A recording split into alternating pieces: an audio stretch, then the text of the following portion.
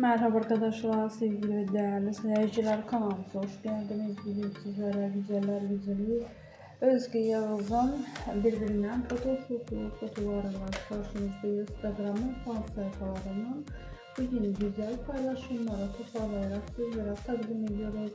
Umarım videomu beğenirsiniz. Bu tür videoların devamı gelmesi istiyorsanız Önler Apartmanı kanalıma abone olmayı unutmayın.